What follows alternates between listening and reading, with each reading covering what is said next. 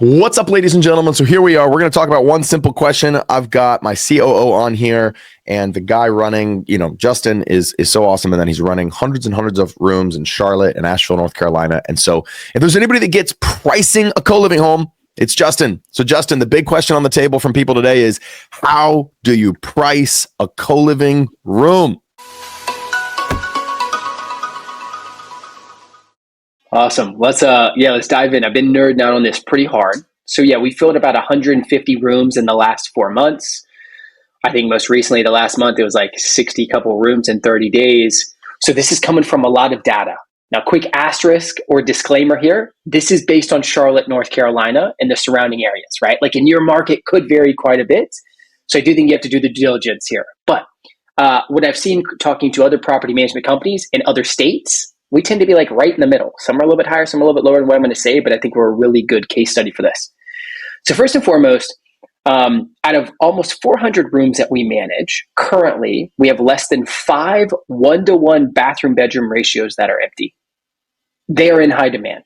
They're in high demand because less than 10% of our rooms are a one-to-one ratio, right? And what I've seen is when we have people reach out to us on the co-living side, either one, they want the cheapest room humanly possible, or two, they want the best one-to-one ratio that they can get. And then there's a few people in the middle, but that's really it. And so my number one recommendation would be, if you can, to have 2 one-to-one ratios inside of a house minimum. If you could, right? Like we're talking ideal buy box maybe is an 8-4. You do 2 1-to-1s and then 2 3-to-1s. Great. You get the same price for a 2-to-1 as a 3-to-1. I've seen no difference. And so you don't want 2-to-1 because then you lose a lot of money that could have been a 1-to-1 and you might as well make it a 3-to-1. And that's just how I'd be thinking here, right? So when you walk into a room... Controversial question here as you blast this out, but what if you had the ability to go 4-to-1 versus keep a 1-to-1? The scale your real estate buy boxes never go above 3-to-1, but we've sort of tested the 4-to-1 boundary. Does that make a big difference, do you think? What's your honest kind of pull back the curtain thoughts on that? Yeah, look, I'm overly transparent in every single way. And so I don't have enough data to say yay or nay or 4-to-1 because we try to just dodge it in general. Just natural human feel, 3-to-1 feels like the max, right? 4 could be a little heavy. The other thing I think about too is if you are going to do a 4-to-1, because Pad Split does 4-to-1, we know lots of people do 4-to-1s. Make sure the bathroom is as large as it can be. Right? Like don't force them into the smallest bathroom you can possibly find. That would be my number one recommendation if you're going to try 4-to-1. Just know that there's an inherently possibly a higher risk of member frustrations if you have a 4-to-1 than a 3, 2, or a 1-to-1. And for us, we just weren't willing to take on that extra. And so I think we maybe have 1 or 2 4-to-1s. It tends to go fairly well, maybe a little bit of an uptick in challenges, but we've made sure to put the 4-to-1 in the biggest bathroom in the house if we can afford to do so, or the second biggest, because normally the 1-to-1's in the master or whatever. But just keep that in mind. Do you feel like you could share it with 3 other people? Great. Then maybe you could test it, but I still recommend 3-to-1 or less. Okay. Got it. So when we walk into a room, the way we price is we normally have 1 or 2 people walk in there. The number one person we have is our showing specialist. Because this person has probably shown hundreds and hundreds of rooms. They hear all of the feedback. And I tend to tell the team, watch their eyeballs when they walk into the room. Right? It's kind of like when you're like looking at a website and you're like 80% of the time is here and 12% is here and 8% is here. Well, like you need to do the same thing when they walk into a room.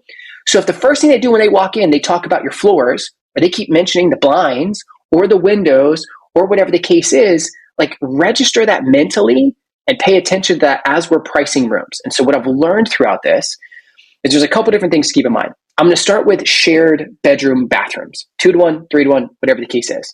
We always start that price at $750. Now that's assuming let's call that kind of the base price. The base price. Yeah. Got it. Now it could go upwards of 100 or so above or 100 or so below based on the quality of the room. But I'm saying $750 with the normal room that we have is about 100 square feet. In North Carolina, that's kind of the code. That's our goal. Try and keep it 100 square feet or higher. We absolutely have rooms that are below 100. Just know that it takes someone who's slightly more unique to move into a bedroom under 100 than over 100 because 100 plus psychologically feels like a very comfortable room. For example, I was just dealing with another room that was like 91 square feet, or maybe it was just under 90, and it was a college kid, and he didn't care. He's just pumped. He doesn't plan on ever being there. Well, that's awesome for him. It might take out a certain group of people. So goal should be 100 square feet or higher. So when we walk in 750, a couple things we're looking at. Number one, not in any particular order, is the quality of the flooring. I have seen that hardwood floors are significantly more attractive than carpet. Now, the thing about carpet is it looks good when it looks good, but man, does it look rough when it doesn't, I also know that the cost of the house probably goes up quite a bit when you're talking all hardwoods and carpet too, and it's got to make sense for your buy box. But I'm just letting you know that hardwoods are an absolute plus in a bedroom compared to carpet. And we take that into account because that might be an extra $25 that we boost that room price. The other thing is absolutely the size of the room. I like to say that 100 to 120 square feet is a good size room. Above 120 square feet is large, and below 100 is small. That's a good kind of ratio. So if that bedroom's over 120 square feet, you better believe that's going to be a higher price tag as well, because it's a large room. We have some rooms that are just massive, right? And even if they share a 3-to-1, some people love a massive room. So we take that into account as well. Another thing is windows. Number one, make sure you have windows in every room if you can, right? Where it's window, egress, whatever. But people can tell when they're in a basement and we forced a window in there versus they're upstairs and their whole room is surrounded by window and it's natural light. That could be the difference in that basement with a forced egress or whatever. It might be $25 less possibly, or if you're in a room that's got a ton of windows, it might be $25, $50 more. People really appreciate windows, natural lighting. So we talked about the flooring, we talked about the windows, we talked about the size. Another one is a ceiling fan. Ceiling fan with a light. People love a fan, man. Just is what it is. And a lot of rooms don't have a ceiling fan light combo. Even some rooms don't even have a light in general. You put up some lamps. But I think that helps as well. Another thing I keep in mind too is that whenever you have a home that's in a basement, psychologically kind of inherently is a little bit harder to fill than maybe an upstairs. Just keep that in mind too. I've just seen that, like, for example, one of my homes, it's an 8-4. Love it because it's a ton of space on the main floor. And then the upstairs, we have 5 bedrooms as well.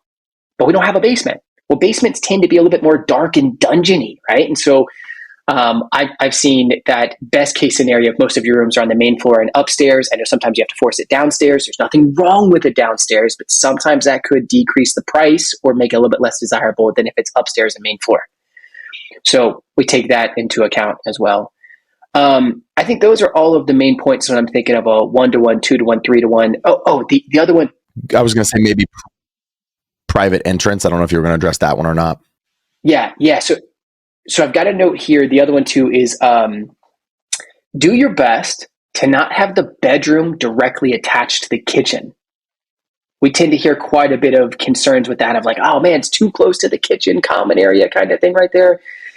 And look, we still fill it because we let them know that most of these people don't even use the kitchen. So don't be afraid of that. I'm just letting you know that sometimes that can detract people from wanting to move into a room there. And so keep that in mind too. Now, that's when I'm pricing that whole side. Now, there are some exceptions or caveats to when we're doing pricing. And one is a private entrance. 100% of private entrance is at least $25 to $50 higher on the price per room just because of that. Sometimes maybe even $100. A lot of people like to not have to walk through the home and say hi to every single person in the home, and they want their own private section. So again, that private entrance can go a long way. In an ideal situation, just throwing a little nugget in here, I always like to have at least one private entrance. And when you buy a home, have at least 3 full baths when you buy a home.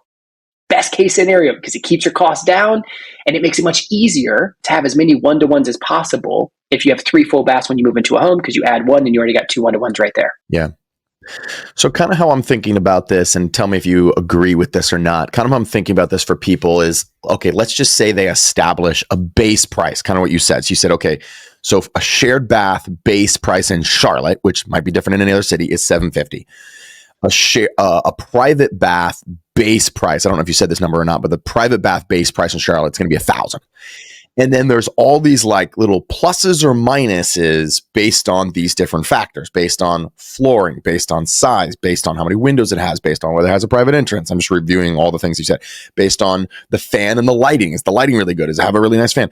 Based on if it's in the basement or if it's on the main floor or the higher floor, based on its proximity to the kitchen, based on, and is there any other, so is that kind of how you think about it? It's like, if it had all these things, if it had great flooring, was the biggest room in the house, had great windows, boom, boom, boom, then those would all be kind of like little increases to that base price. Is that how you think about it? And is there anything else that would either detract from that base price or anything else that you can think of that would add to that base price? Yeah, normally for every one or two boxes we check off there that I just told you, it increases the price of the room by $25 per month. And if you check all of those, then absolutely you're looking at $100 more per month, right? We start every master at $1,000, but you could get $1,100 for a master if it's a huge room. It's got hardwood floors. It's got a nice walk-in closet, right? Like absolutely, it just has to be epic for you to get $100 above those prices. And sometimes people have bedrooms that are almost like it was a forced bedroom and it was a closet, and yeah, it's really small, and so like you might have to go down upwards 50 of 100. A big part of this has factors outside of the home too that you have to keep in mind, which is completely separate. Go check out our buy box one pager, and we'll probably do some more content on that separately. But really the neighborhood, the demand, how close it is to public transportation, all of those factors. If I have 20 people fighting for a room, you better believe I'm going to jack up the price as well, whether the room is really nice or not. If it's more desired, I'm going to increase that too. And if it's in a prime location or a lot of external factors play into your favor, that could jack up the price no matter what the room is, or it could actually hurt you quite a bit no matter what the room is. So make sure that you first get a house that makes a lot of sense with a buy box and fits your numbers. And then assuming that's the case, then you come in and you price it based on how we're communicating. You also have an exception, right? You might have an ADU, right? An additional unit that's attached to it. Sam, you have a beautiful one at one of your homes, and that one's going for like $1,350 to $1,400. It connects to the house. It's a 2-bedroom, 1 bath, has its own separate kitchen. Yeah, those are awesome. They're just rare. But I'd say an ADU for us tends to go somewhere in that $1,300 to $1,400 range, because anything more than that, they could just go get a studio apartment. Yeah, or a 1-bedroom or something. Yeah, but it should be premium pricing. I remember you and I were looking at I was running a master bedroom by you, and I was like, "What do you think this would go for?" And we kind of went in and it had a really big closet. So I think that's like the size of closet. Definitely, I know is something people look for. And then it had like the bathroom. I don't know if you remember this. Was Calgary. Like the bathroom was like 5-star, like tub. It was high quality for Airbnb. It was nice. Yeah. And we were like, okay, that's immediately going to bump us up to the highest price point on that in that area, which we went from, you're like, that's an $1,100 room. So the fixtures that are in that room, that niceness of the room is as well. Well, dude, this is definitely going to help people a lot. It's just price these different rooms. Thank you for sharing this with us. And I know it's kind of an art. It's not so much a science. Sometimes it's a little bit of an art, but I think you've broken it down to as much science as possible when you're going from what's the base price in my area. Here's the things that could tick it up. Here's the things that could tick it down to get the best price. And maybe we'll just end with give someone a real quick thing of if the room isn't selling, what's the top 3 things you would change in that room to get it to sell? Obviously, number 1 is like, well, you could just reduce the price. But is there anything else someone could do to just make that room a little bit more valuable or nicer to get it to sell? What I tend to say is that once you hit about 5 to 10 times showing a room and people don't buy, then you need to do an autopsy on the room, right? You need to make sure your showing specialist is asking exactly why people did not move into the room, because that plays a factor in it too. So I'm giving you a bunch of ideas on how to price the room originally, but at the end of the day, the market will tell you what the price of the room is, and you better adapt because it could go up or down depending on a multitude of variables. But once you have 5 to 10 showings, you have enough data to actually tweak it for a number of reasons. So yeah, it's very tough for me to come up with what are the 3 things I would change because it depends upon the room. I'm normally asking those 5 to 10 people who didn't move in, why would they not move in? They tend to give me 2 to 3 reasons, and they all agree. We fix those 2 to 3 reasons. Normally, the carpet has just been really beat up over people staying, and just updating the carpet, pulling it out, putting new carpet, or paying a professional carpet cleaner, I think goes a really long way. The other thing too Might be that you add a ceiling fan and a light or something to just make it look a little bit higher end and make it feel a little bit more like home. Another one too might be the smell, right? There's like people living in here. I don't need to dive into all of the details, but make sure that when you walk into the room, your bedroom is like an apartment. So when you're selling this room, it should look good, smell good, and feel like home. And if you don't feel like they're going to get those three things, then it's going to be incredibly hard to fill the room. So take their feedback, make sure it checks those three things for you personally and that you're like proud of it. And then, you might have to put $1,000 in, but every month you're not filling the room is going to cost you a heck of a lot more than that small investment. So don't be short-sighted either, but make decisions based on your data that you've calculated and the reasons that people aren't filling the room, and then adjust from there. Dude, this is gold. Thank you for sharing. I love it.